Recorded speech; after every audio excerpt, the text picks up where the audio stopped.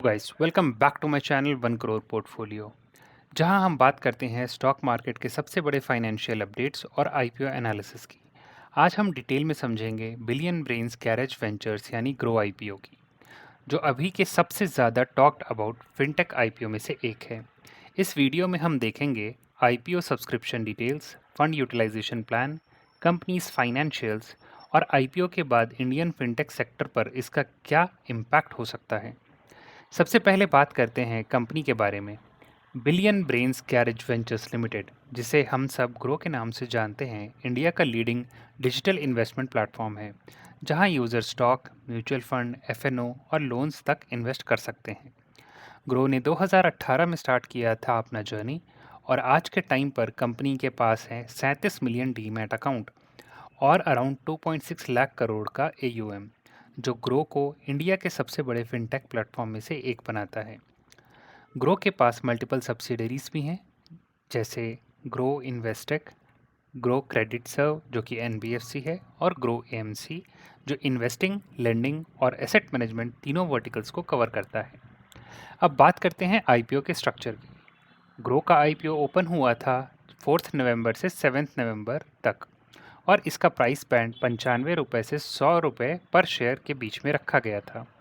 इस आईपीओ में दो पार्ट्स थे: fresh issues worth rupees 1060 crore और ऑफर फॉर सेल, जिसे ओएफएस कहा जाता है, जिसमें इन्वेस्टर्स अपने 55.72 करोड़ के शेयर बेचते हैं, जिससे लगभग 5300 से 5570 करोड़ रेज हुए।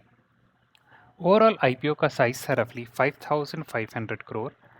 अब सबसे इंटरेस्टिंग पार्ट, आईपीओ का रिस्पॉन्स कैसा था। ग्रो आईपीओ के लिए इन्वेस्टर्स का रिस्पॉन्स फिनोमिनल था।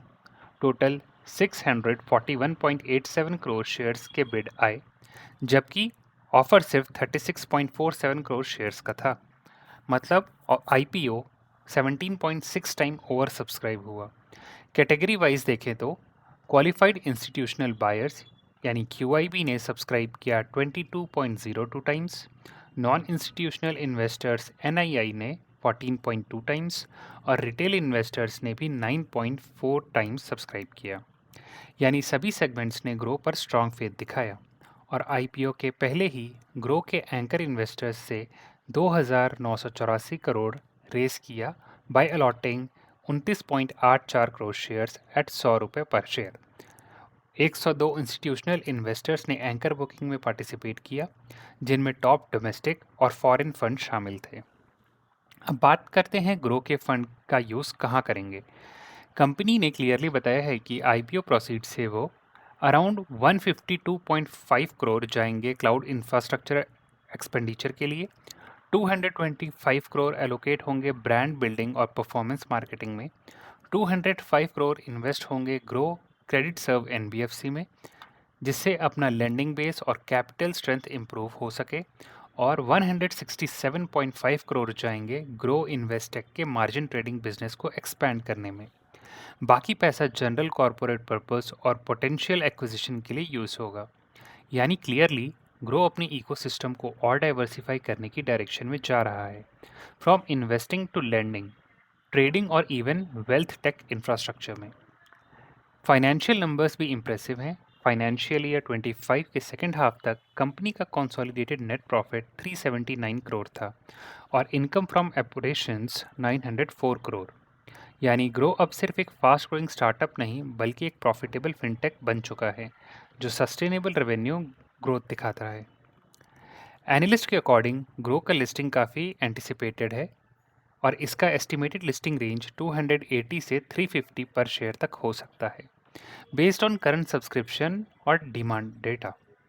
आईपीओ के बाद कंपनी की ब्रांड विजिबिलिटी, ट्रस्ट फैक्टर और रिटेल इन्वेस्टर रीच और बढ़ जाएगी।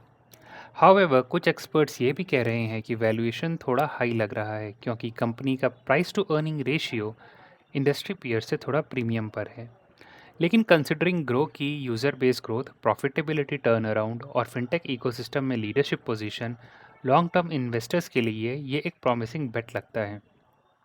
तो overall billion brain garage ventures Groww IPO ने मार्केट में एक स्ट्रॉन्ग सिग्नल दिया है कि इंडिया का फिनटेक सेक्टर अब मैच्योरिटी फेज में एंटर कर रहा है। रिटेल और इंस्टीट्यूशंस दोनों इन्वेस्टर्स को स्ट्रॉन्ग पार्टिसिपेशन ये दिखाता है कि डिजिटल इन्वेस्टिंग प्लेटफॉर्म पर भरोसा कंटिन्यूसली बढ़ रहा है। अगर आपको लगता है कि ग्रो एक लॉन्ग टर्म फिनटेक लीडर बन सकता है, तो ये आईपीओ एक इंटरेस्टिंग केस स्टडी ज़रूर है। पर हमेशा याद रखिए, इन्वेस्टमेंट डिसीजन सिर्फ फाइनेंशियल एडवाइस के बेसिस पर मत लीजिए।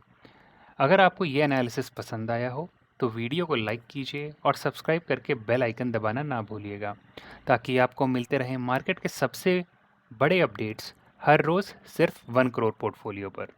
सी you guys in the next video.